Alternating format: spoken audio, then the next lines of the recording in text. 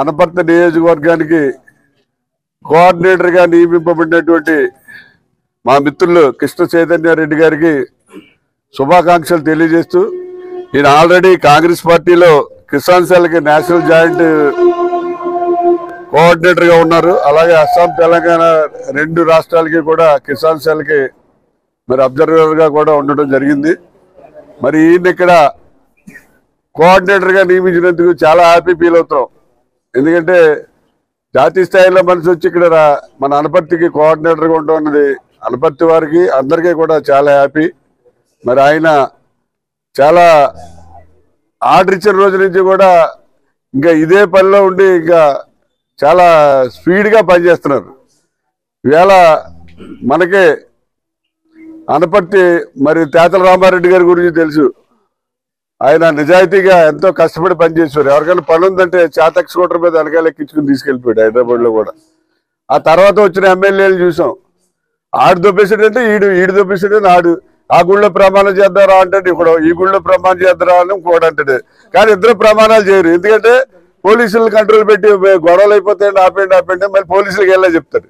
ఆ రకంగా మరి అనపర్తి అంతా కూడా నియోజకవర్గాన్ని పాడు చేయడం జరిగింది. మరి కాంగ్రెస్ పార్టీ హయాంలో రామారెడ్డి గారి హయాంలో ఎలా ఉంది అనపర్తి, తర్వాత వచ్చిన ఇద్దరు ఎమ్మెల్యేల హయాంలో ఎలా ఉంది అనేది అనపర్తి నియోజకవర్గ ప్రజలందరూ కూడా ఆలోచించాలి.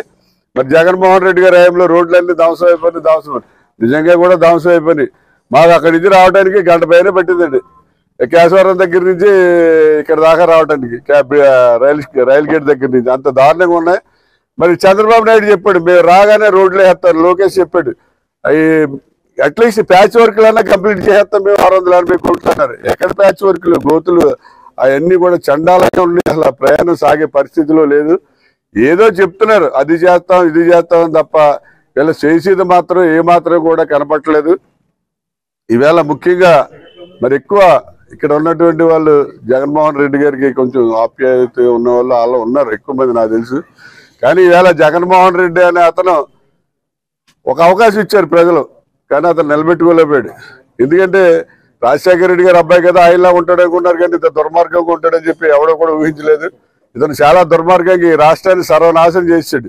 రాష్ట్రం చేసాడు అయిపోయింది. అమెరికాలో కూడా తెలుగు వాళ్ళు పరువు తీసాడు. ఎందుకంటే FBI federal bureau of investigation అనేది అమెరికాలో పెద్ద మన సిబిఐ కంటే పవర్ఫుల్ అయినటువంటి సంస్థ. వాళ్ళు జగన్మోహన్ రెడ్డి 1750 కోట్ల రూపాయలు లంచం తీసుకున్నాడని అమెరికాలో కంప్లైంట్ ఇచ్చి చేయటం జరిగింది. ఈవేళ అమెరికాలో చదువుకునే స్టూడెంట్స్ లో తెలుగు వాళ్ళు 51% ఉన్నారు. తెలంగాణ కానివ్వండి ఆంధ్ర కానివ్వండి. అటువంటి తెలుగు వారు అంటే అమెరికాలో మంచి గౌరవం. ఏమన్నా ఆంధ్ర నుంచి వచ్చాం తెలంగాణ మేము తెలుగు వాళ్ళు అంటే ఎంతో గౌరవిస్తారు. ఆ గౌరవం తీసిపడేసి మన పరువు పరిస్థితులన్నీ కూడా అమెరికాలోనూ వరల్డ్ వైడ్ సర్వనాశనం చేసాడు ఈ జగన్మోహన్ రెడ్డి. అసలు ఇతను నాకు తెలిస్తే ఇతను అసలు రాజకీయాలు పనికిరాడు. వ్యాపారం చేసుకోవాల్సిన మనిషి రాజకీయాల్లో వచ్చాడు. ఏదో ఒకసారి ముఖ్యమంత్రి అని అంటే రాజశేఖర రెడ్డి గారు అబ్బాయి గారిని ఒకసారి అవకాశం ఇచ్చారు. ఇతను మన జీవితంలో ఎప్పుడు కూడా రాజకీయ అవకాశం ఇచ్చే ప్రసక్తే లేదు. ప్రజలు ఎవరు కూడా ఎవరో. ఈవేళ ఎన్డీఏ కూటమికి ప్రతిపక్షం ఎవరైనా ఉన్నారంటే ఈ భారతదేశంలో ఇండియా కూటమే. మన కాంగ్రెస్ పార్టీయే మన ఆంధ్రప్రదేశ్ లో ఎన్డీఏ కూటమికి ప్రతిపక్షంగా ఉంది. ఈవేళ శర్మిలారెడ్డి గారు వైఎస్ శర్మిల గారు మరి రాష్ట్రంలో ప్రతి పాయింట్ కి స్పందిస్తున్నారు. ఆమె చిన్న పాయింట్లకు కూడా మేడం ఎంతో బాగా స్పందిస్తున్నారు. మన వైజాగ్ స్టీల్ ప్లాంట్ లో 4320 మందిని కాంట్రాక్ట్ వర్కర్స్ ని మీకు ఇక్కడ వర్క్ జరగట్లేదు మీరు మానేయండి అంటే మేడం అల్టిమేట్ ఇచ్చారు. 48 అవర్స్ లోపల మీరు పెట్టుకుంటారా లేకపోతే వచ్చి స్టీల్ ప్లాంట్ ఎదురుకుంటే మళ్ళీ రోడ్డు మీద కూర్చోమంటారు అంటే ఒక్క రోజులో మళ్ళీ 4320 మందిని మళ్ళీ పనిలో పెట్టుకున్నారు వాళ్ళు. ఆ రకంగా మేడం స్పందిస్తున్నారు. ఈవేళ సూపర్ సిక్స్ అని చెప్పి డబ్బు కొట్టుకుని ఇంటింటికి వెళ్ళి లెగ్గొట్టి అందరూ కోటేశ్వర్లు అన్నాడు. సూపర్ 6 లో నువ్వు 6 లోనే ఏం చేసావా? ఒక్క దీపం పథకం సంవత్సరం మొత్తానికి ఒక సిలిండర్ ఇచ్చావు. మిగతా అన్ని కూడా ఏమీ ఒకటి కూడా లేదు. ఫ్రీ బస్ అన్నావు, రైతు భరోసా అన్నావు, ఆడవాళ్ళు శ్రీశక్తి అన్నావు, లేదా ఇదన్నా అమ్మ ఇది పథకం అన్నా. ఈ వారిట్లో ఒక్కటి కూడా మీరు అమలు చేయలేదు.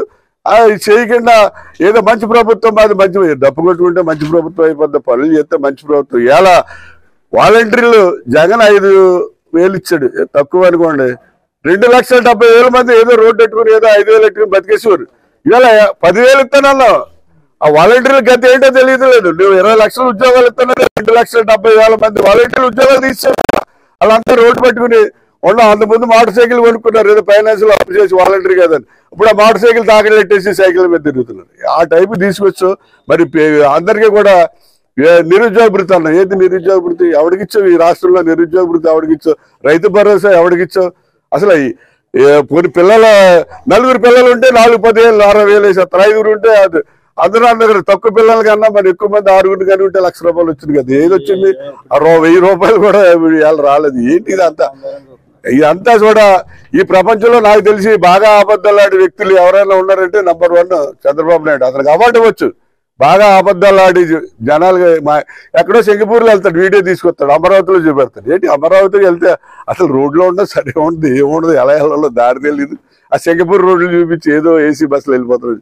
ఇవన్నీ ఏంటంటే ఈవేళ రాష్ట్రంలో కానీ భారతదేశంలో కానీ ప్రత్యామ్నాయం ఏదైనా ఉందంటే కాంగ్రెస్ పార్టీయే.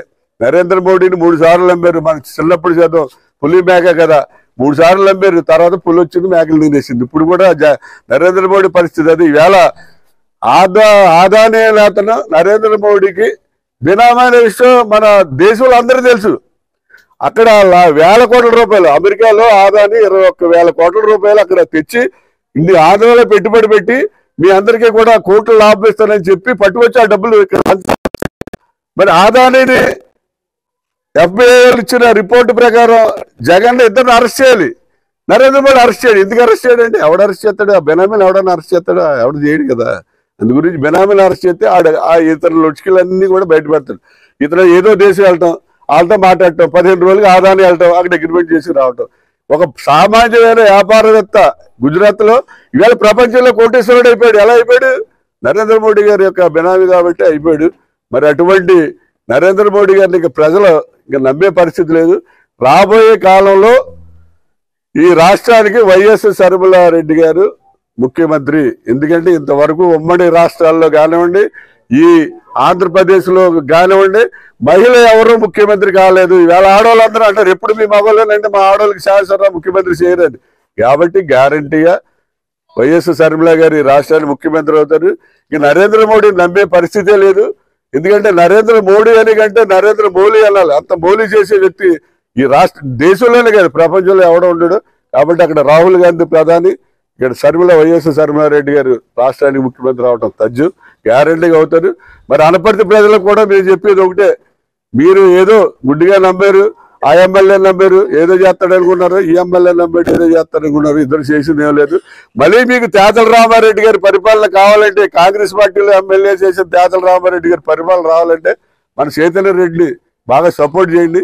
అతను ఎంకరేజ్ చేసినట్లయితే రేపు అనపర్తికి ఎవరికి ఏం కావాలని అన్ని రకాలుగానే సహాయపడతాడని చెప్పి సందర్భంగా తెలియజేస్తాను.